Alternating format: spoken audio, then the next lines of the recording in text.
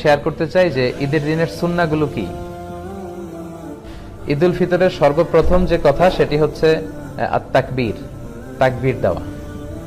বিষ্ণু বলেছেন ওয়াজাইয়িনু আয়াদাকুম বিতাকবীর, তোমরা তাকবীর দিয়ে ঈদের সৌন্দর্যকে বাড়াও। তার মানে ঈদের সাথে কিন্তু তাকবীরের একটা ওতপ্রোত সম্পর্ক আছে। এবং আল্লাহ বলছেন ওয়ালিতুকমিলুল ইদ্দা, রোজার আয়াতের পরে আল্লাহ বললেন তোমরা রোজার 29 দিন বা 30 দিন রোজা পালন করবে।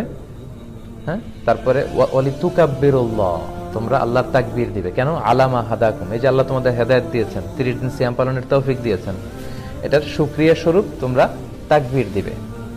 তো আমাদের বাংলাদেশে তাকবীর দেয়, আমাদের দেশের এখানে তাকবীরের একটু পার্থক্য আপনারা হয়তো দেখেছেন। বাংলাদেশে 2 বার আল্লাহু আকবার, এরপর লা ইলাহা ইল্লাল্লাহ, আবার 2 বার আল্লাহু আকবার, এরপর ওয়ালিল্লাহিল হামদ। এখানে ওরা 3 বার আল্লাহু আকবার বলে। আরব বিশ্ব আমরা দেখেছি একটা স্পেশাল সুরে ওরা পড়ে, ওরা এভাবে পড়ে আল্লাহু আকবার আল্লাহু আকবার আল্লাহু আকবার লা ইলাহা ইল্লাল্লাহ আল্লাহু আকবার আল্লাহু আকবার ওয়ালিল্লাহিল হামদ। তো মাগরিবের পর থেকে আমরা তাকবীর শুরু করব ঈদের সালাত পর্যন্ত, দ্যাটস ইট, তাকবীর শেষ।